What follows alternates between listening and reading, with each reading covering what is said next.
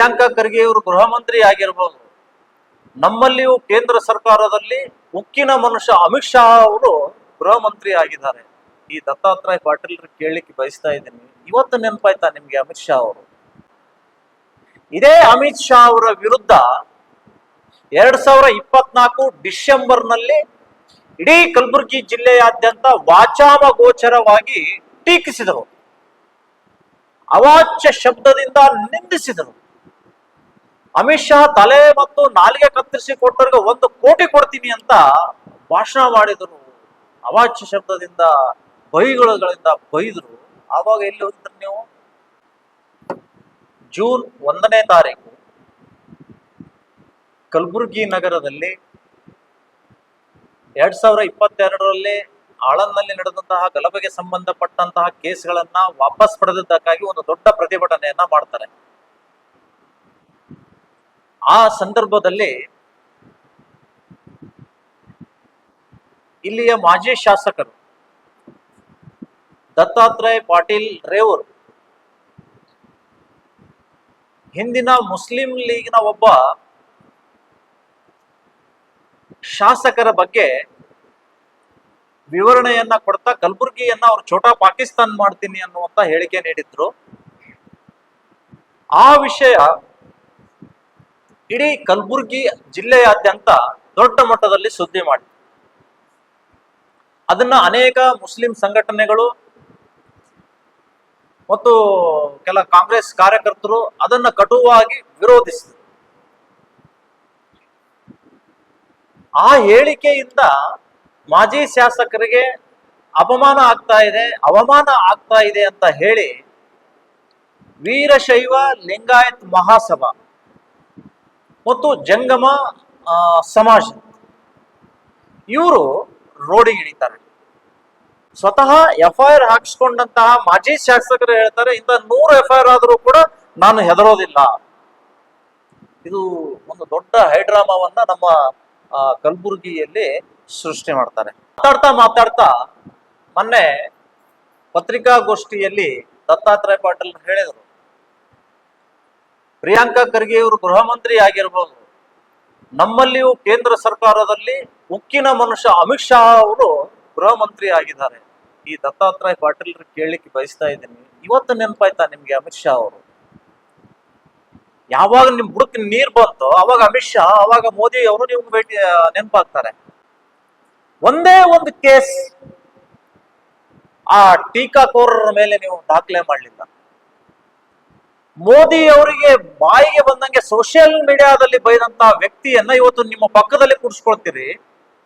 ಹನುಮಂತ ಯಲಸಂಗಿ ಅವ್ರ ಕಡೆಯಿಂದ ನೀವು ಹುಟ್ಟುಹಬ್ಬದ ಶುಭಾಶಯಗಳನ್ನ ಸ್ವೀಕಾರ ಮಾಡ್ತೀರಿ.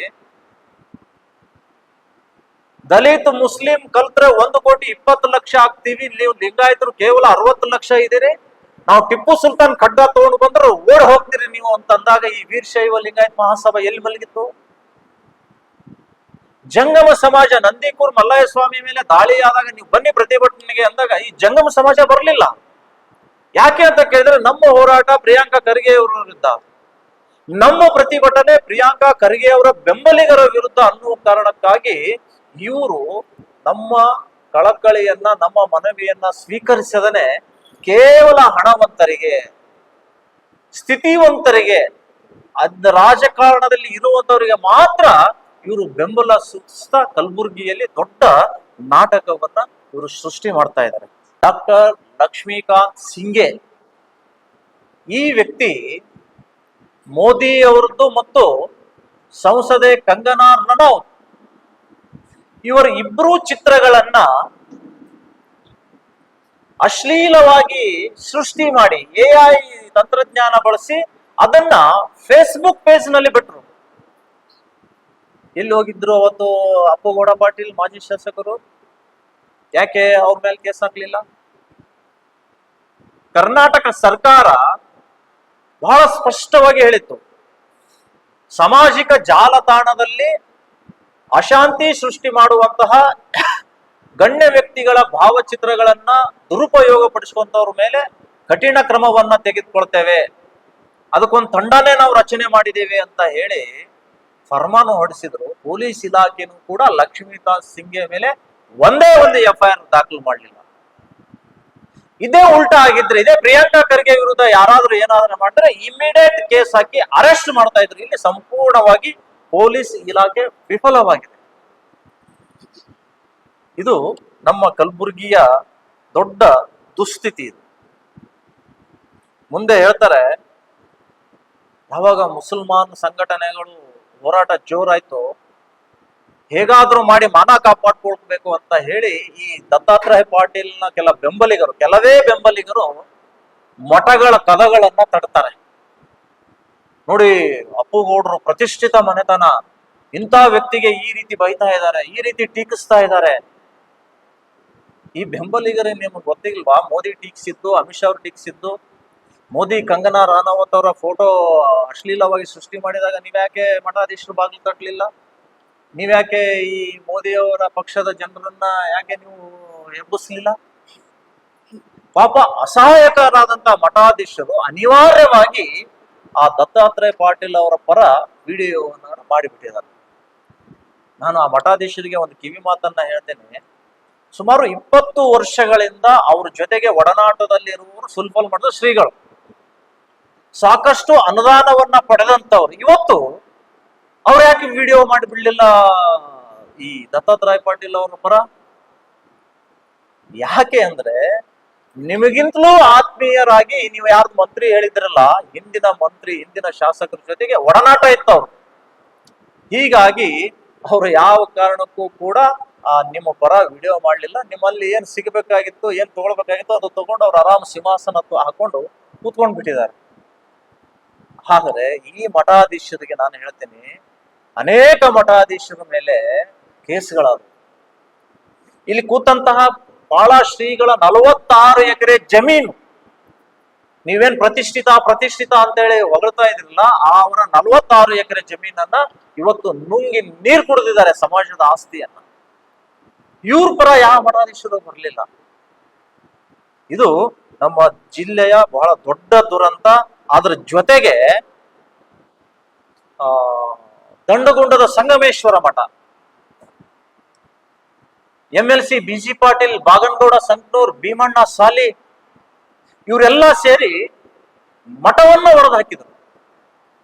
ಯಾವ ಸ್ವಾಮಿಗಳು ಕೂಡ ಒಂದೇ ಒಂದು ವಿಡಿಯೋ ಆ ದಂಡಗುಂಡು ಮಠಾಧೀಶರ ಪರವಾಗಿ ಬರಲಿಲ್ಲ. ಇದು ಅತ್ಯಂತ ಶೋಚನೀಯವಾಗಿರುವಂತಹ ಸಂಗತಿಯಾಗಿದೆ. ದತ್ತಾತ್ರೇಯ ಪಾಟೀಲ್ ರವರು ಅವಕಾಶವಾದಿ, ತಮಗೆ ಯಾವ ಸಂದರ್ಭದಲ್ಲಿ ಯಾರನ್ನ ಉಪಯೋಗಿಸ್ಕೊಳ್ಬೇಕು ಅವರನ್ನ ಉಪಯೋಗಿಸ್ಕೊಂಡು ಕೈ ತೊಳೆದುಕೊಳ್ಳುವಂತಹ ಮನುಷ್ಯ ಅವರಾಗಿದ್ದಾರೆ. ಮೋದಿ ಇರ್ಬೋದು, ಅಮಿತ್ ಶಾ ಅವರು ಇರ್ಬೋದು, ಕೇವಲ ಓಟಿಗಾಗಿ ಇವರು ಅವರನ್ನ ಉಪಯೋಗಿಸ್ತಾರೆ ಹೊರತು ಅವರಿಗೆ ಅಪಮಾನ ಆದಾಗ ಯಾವ ರಾಜಕಾರಣಿ ಕೂಡ ಮುಂದೆ ಬರಲಿಲ್ಲ. ಅವ್ರು ಹೇಳಿದ್ರಲ್ಲ ಛೋಟಾ ಪಾಕಿಸ್ತಾನ್ ಅಂತ ಹೇಳಿದ್ದಾರೆ ಆ ವ್ಯಕ್ತಿ ಅಂತ. ನಾನು ಹೇಳ್ತೀನಿ, ಆ ವ್ಯಕ್ತಿ ಛೋಟಾ ಪಾಕಿಸ್ತಾನ್ ಮಾಡ್ತೀನಿ ಅಂತ ಹೇಳಿದ್ದು 100ಕ್ಕೆ 100 ಸತ್ಯ. ಅದು ಪೊಲೀಸ್ ರೆಕಾರ್ಡ್ ನಲ್ಲಿಯೂ ಕೂಡ ಇದೆ. ಅದು ಅಷ್ಟೇ ಅಲ್ಲ, ಅವ್ರು ಮುಂದುವರೆದು ಸರ್ದಾರ್ ವಲ್ಲಭಭಾಯ್ ಪಟೇಲ್ ಪುತ್ಥಳಿ ಸ್ಥಾಪನೆ ಮಾಡುವ ಸಂದರ್ಭದಲ್ಲಿ ವಿರೋಧದಲ್ಲಿ ಮುಂಚೂಣಿಯಲ್ಲಿದ್ದವರು ಆ ಮಾಜಿ ಶಾಸಕರು. ಇವರೇನು ದತ್ತಾತ್ರೇಯ ಪಾಟೀಲ್ ಹೇಳಿದಾರಲ್ಲ ಆ ಶಾಸಕರು. ನೋಡಿ, ನಾನು ಒಬ್ಬನೇ ಮಾತಾಡಿಲ್ಲ, ಮುತಾಲಿಕರು ಕೂಡ ಮಾತಾಡಿದ್ದಾರೆ 2000 ಇಸ್ವಿಯಲ್ಲಿ, 2002ರಲ್ಲಿ ಅಂತ ಹೇಳಿ ಒಂದು ಸಂಯುಕ್ತ ಕರ್ನಾಟಕದ ಪೇಪರ್ ಕಟ್ಟಿಂಗ್ ಅನ್ನ ತೋರಿಸ್ತಾರೆ. ಛೋಟಾ ಪಾಕಿಸ್ತಾನ್ ಮಾಡ್ತೀನಿ ಎಂದಿದ್ದಾರೆ ಅಂತ ಹೇಳಿ.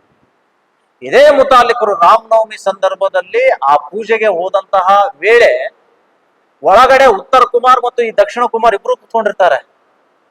ನಮ್ಮ ಅಧ್ಯಕ್ಷರು ಹೇಳ್ತಾರೆ, ಹೋಗಿ ಮುತಾಲಿಕರು ಬಂದಿದ್ದಾರೆ ಒಳಗಡೆ ಕರ್ಕೊಂಡು ಬೇಡ ಕರ್ಕೊಂಡು ಬರ್ಬೇಡ ಅಂತ ಹೇಳಿ ಅವರನ್ನ ವಾಪಸ್ ಕಳಿಸಿದವರು ಇವತ್ತು ಅವರ ಹೇಳಿಕೆಯನ್ನ ಇಟ್ಕೊಂಡು ಸಾಕ್ಷಿ ತೋರಿಸ್ತಾ ಇದ್ದಾರೆ ಜನರಿಗೆ. ನಾಚಿಕೆ ಆಗ್ಬೇಕು.